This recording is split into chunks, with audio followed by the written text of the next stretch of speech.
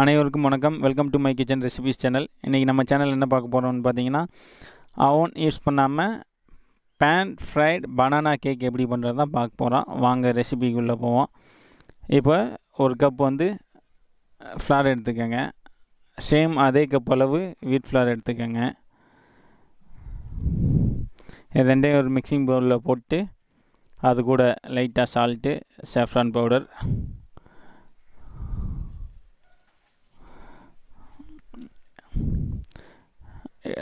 ரவை போடுறோம். இப்போ நம்ம ரவை வந்து பார்த்திங்கன்னா ஒரு கப்புக்கு ஜஸ்ட் ஒரு 20 கிராம் ஆட் பண்ணிக்கோங்க.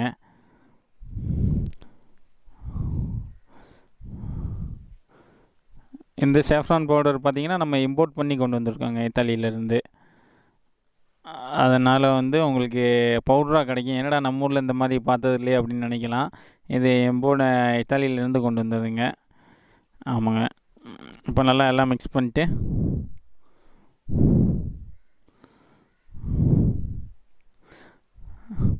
வாட்டர் ஆட் பண்ணி நம்ம சேம் இந்த சப்பாத்தி இதுக்கு டோ ப்ரிப்பேர் பண்ணுவோம் இல்லைங்களா, அந்த மாதிரி டோ நல்லா ப்ரிப்பேர் பண்ணிக்கோங்க. இது கொஞ்சம் லைட்டாக கொஞ்சம் டோ வந்து கொஞ்சம் ரொம்ப கெட்டியாக இல்லாமல் லைட்டாக கொஞ்சம் சாஃப்டாக இருக்க அளவுக்கு வாட்டர் ஆட் பண்ணிக்கோங்க. அடுத்து டோ ரெடி பண்ணதுக்கப்புறம் ஆயில் அப்ளை பண்ணி அதை ரெஸ்ட்டில் சைடில் வச்சுருங்க. இப்போ அதுக்கப்புறம் நம்ம ஒரு கப் எடுத்துருக்கோங்க இல்லையா, ஒரு கப் மைதா, ஒரு கப் வந்து வீட் ஃப்ளாரு. ஸோ நம்ம ஒரு 150 கிராம் ஜாகரி எடுத்து அதை சாப் பண்ணிங்க. இந்த மாதிரி சாப் பண்ணி சைடில் வச்சுருங்க. வச்சுட்டு அடுத்து ஒரு கடாயை எடுத்துக்கோங்க. அதில் நம்ம பட்டர் ஆட் பண்ணுறோம். எதுக்காண்டி பட்டர் ஆட் பண்ணுறோம்னா, நல்லா அந்த டேஸ்ட் வந்து கொஞ்சம் எடுத்து கொடுக்கும் பட்டர் ஆட் பண்ணும்போது. பாருங்கள், இந்த மாதிரி ஒரு 2 டேபிள் ஸ்பூன் பட்டர் ஆட் பண்ணி அது கூட வந்து நம்ம அந்த கோகோனட் ஃப்ளேக்ஸ் இருக்குல்ல, அதை ஆட் பண்ணுங்கள். ஆட் பண்ணி அது ட்ரை ஆனதுக்கப்புறம் அடுத்து நம்ம அந்த சாப் பண்ணி வச்சுருக்க ஜாகரி ஆட் பண்ணுங்கள். அடுத்து அந்த பனானா 2 பீஸ் பனானா எடுத்துக்கோங்க. எடுத்து நல்லா ஸ்மாஷ் பண்ணி அதையும் ஆட் பண்ணி நல்லா மிக்சர் ரெடி பண்ணி சைடில் வச்சுருங்க. கொஞ்சம் அது வந்து கூல் ஆனதுக்கப்புறம் நம்ம ப்ரிப்பேர் பண்ணியிருக்கோம்ல அந்த டோவை ப்ளஸ் இந்த ஃபில்லிங்ஸ் உங்களுக்கு இந்த மாதிரி தான் இருக்கணுங்க. நல்லா பார்க்கவே நல்லா ஒரு கலர்ஃபுல்லாக இருக்கும் ஃபில்லிங்ஸு. இப்போ அடுத்து இந்த டோவை பால் பண்ணி வச்சுருங்க. பாருங்கள், ஃபில்லிங்ஸு நல்லா ஆறிடுச்சு. நீங்கள் சூடாக போட்டிங்கன்னா அது வேலைக்கு ஆகாது, டோ வந்து குக் ஆக ஆரம்பிச்சிடும். ஸோ வந்து நல்லா ஆறினதுக்கப்புறம் ரெண்டையும் இந்த மாதிரி ஃபில்லிங்ஸும் பாருங்கள் எந்த அளவுக்கு நம்ம வந்து பால் பண்ணி வச்சுருக்கோமோ ஈக்குவலுக்கானது. அதே மாதிரி அதையும் வந்து ஈக்குவல் சைஸ் போர்ஷனுக்கு நல்லா பால் ஷேப் பிடிச்சி வச்சுருங்க.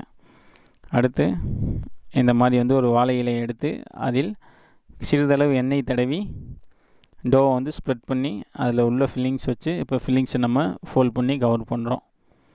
எதுக்காண்டி வாழை இலை எடுக்கிறோம்னா அது ஸ்டிக்கி ஆகாது. நீங்கள் சப்பாத்தி கட்டையோ இதை எடுத்து நீங்கள் தைக்கணும். வாழை இலையில் ஜஸ்ட்டு ஆயில் அப்ளை பண்ணி அப்படியே நீங்கள் கையிலேயே இதை பண்ணலாம் ஈஸியாக. நீங்கள் உங்களுக்கு எல்லாம் நேரம் மிச்சம்.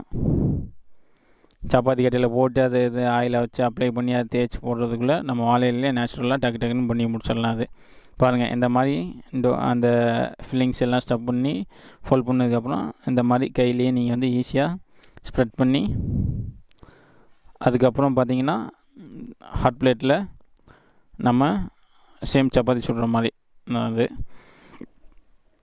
நல்லா இந்த பக்கம் அந்த பக்கம் நல்லா கீ அப்படி இல்லைன்னா நல்லெண்ணெய் ஊற்றி ஃப்ரை பண்ணி எடுத்துக்கோங்க. மீண்டும் ஒரு ரெசிபியில் உங்களை நான் சந்திக்கிறேன். சேம் இது கூட அப்படியே சீஸ் இந்த மாதிரி ஆட் பண்ணி எடுத்திங்கன்னா அது பீட்சாவாகிடும். அவ்வளோதாங்க. அப்படியே இது வரைக்கும் என்னோடய சேனலை சப்ஸ்கிரைப் பண்ணாதவங்க அப்படியே சப்ஸ்கிரைப் பண்ணிடுங்க. மீண்டும் அடுத்த ஒரு ரெசிபியில் பார்ப்போம்.